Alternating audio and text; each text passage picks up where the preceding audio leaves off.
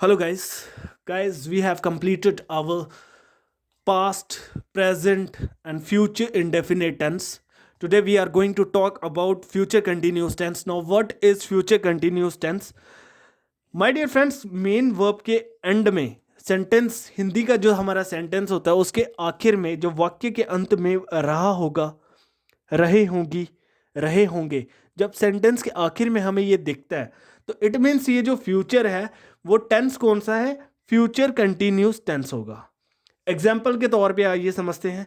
जैसे कि राम जा रहा होगा, राम जा रहा होगा, फ्यूचर में कोई कंटिन्यू एक्शन होगा, उसे हम कहेंगे फ्यूचर कंटिन्यूस टेंस। सीता नाच रही होगी, फ्यूचर में। लोग घूम रहे होंगे।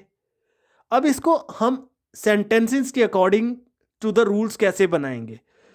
जैसे मैं आपको बताता आया हूँ, सबसे पहले सब्जेक्ट आता है, उसके बाद हेल्पिंग वर्ब आती है, फिर वर्ब की first form, second form, third form कोई ना कोई आती है, प्लस ऑब्जेक्ट आता है। इसमें क्या होगा? सब्जेक्ट आएगा, विल बी का यूज़ करेंगे माय डियर फ्रेंड्स।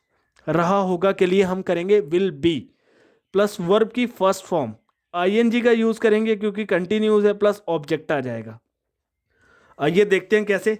राम जा रहा होगा, राम एक सब्जेक्ट है, जाने का काम हो रहा है। रहा होगा एक कंटिन्यूस टेंस है, फ्यूचर में हो रहा है। राम, राम के साथ हम क्या लगेंगे? सब्जेक्ट के साथ will be, will be. Go first form, ING का यूज होगा, कंटिन्यू टेंस है, राम विल बी गोइंग, ये हमारा सेंटेंस फॉर्म हो गया। अभिषेक आ रहा होगा, Abhishek subject, will be come first form, और इसके साथ आईएनजी का यूज होगा, अभिषेक विल बी कमिंग। वो बच्चा सो रहा होगा, कौन सो रहा होगा? वो बच्चा। वो बच्चा क्या है? हमारा सब्जेक्ट। काम क्या हो रहा है? सोने का। रहा होगा एक कंटिन्यूस टेंस है, वो बच्चा, दैट किड। हेल्पिंग वर्ब लगाएंगे इसमें हम, will be, that kid will be sleep, ING का यूज होगा, that will be sleeping, that kid will be sleeping, वो बच्चा सो रहा होगा।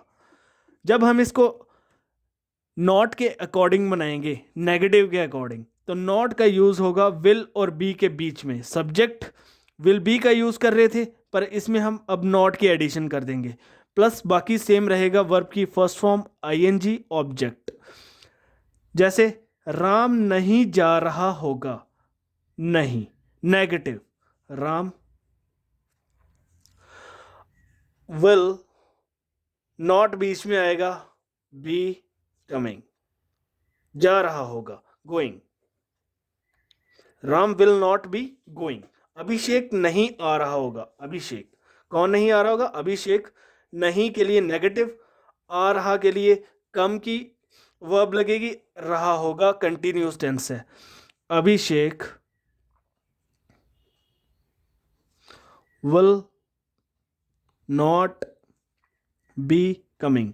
तो अकॉर्डिंग टू द रूल्स हम सिंपली इसको ट्रांसलेट कर सकते हैं। वो बच्चा नहीं सो रहा होगा, वो बच्चा नेगेटिव, नहीं सो रहा, सोने का काम, रहा होगा फ्यूचर कंटिन्यूस टेंस, वो बच्चा, दैट किड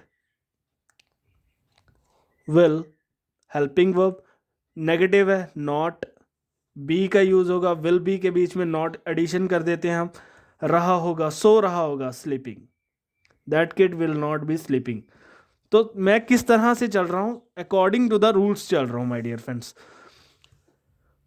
आगे इंटेरोगेटिव में क्या करते हैं? इसको विल या शैल, जो हमारी main verb, sorry helping verb होती है, वो पहले आ जाती है my dear friends, plus subject आएगा, उसके बाद बी का यूज करेंगे, वर्ब की फर्स्ट फॉर्म आईएनजी ऑब्जेक्ट। क्या राम खेल रहा होगा? अब हम क्वेश्चनिंग कर रहे हैं, क्या राम खेल रहा होगा? इसका आप आंसर यस या नो में भी दे सकते हैं।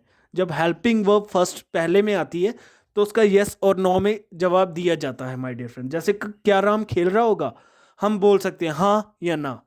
अब इसको ट्रांसलेट कैसे करेंगे? क्या राम खेल रहा होगा, सबसे पहले विल, क्योंकि हेल्पिंग वर्ब पहले आएगी इसमें, विल राम बी प्लेइंग, क्या राम खेल रहा होगा, साइन ऑफ इंटरगेटिव। क्या शाम आ रहा होगा, विल शाम बी कमिंग। क्या तुम खा रहे होंगे? Will you be eating? क्या आप सो रहे होंगे? Will you B sleeping?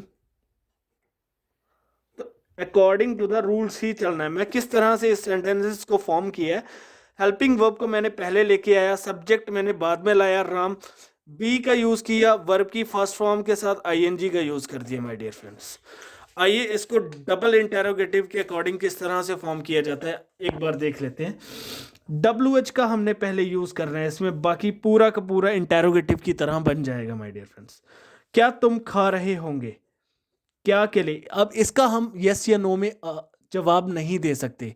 इसको हमें स्पेसिफिकली मेजर करना पड़ता है, मेंशन करना पड़ता है कि क्या हम खा रहे होंगे। क्या तुम क्या खा रहे होंगे, तो आपको बताना पड़ेगा कि हम क्या खा रहे होंगे इन फ्यूचर। फ्यूचर में कोई एक्शन कंटिन्यू है। तुम क्या खा रहे होंगे? What will you be eating? किस तरह से फॉर्म किया मैंने? व्हाट, WH का यूज किया, हेल्पिंग वर्ब विल, सब्जेक्ट कौन था? यू, तुम, बी का यूज किया और वर्ब की फर्स्ट फॉर्म प्लस आईएनजी। ठीक है। तुम कब सो रहे होंगे? कब के लिए व्हेन आ जाएगा पहले। When will you B sleeping? तुम वहां क्यों जा रहे होंगे? तुम, सब्जेक्ट, क्यों, वाई, WH, जाने का काम हो रहा है, गो, रहे होंगे, आईएनजी इन फ्यूचर, और वहां के लिए देयर। अब इसको फॉर्म किस तरह से करेंगे?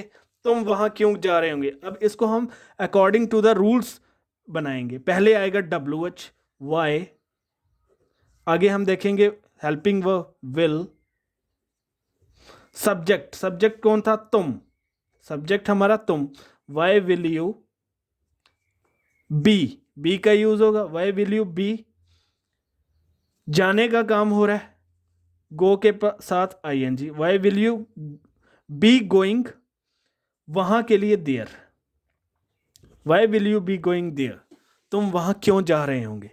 तो अकॉर्डिंग टू द रूल्स हम कोई भी सेंटेंस जिसमें कोई काम चल रहा है, खाने का, पीने का, जाने का, उठने का, बैठने का, सोने का, कोई भी काम हम जो कर रहे हैं according to the rules of tenses हम इसको फॉर्म कर सकते हैं माय डियर फ्रेंड्स। तो ये था हमारा फ्यूचर कंटिन्यूस टेंस।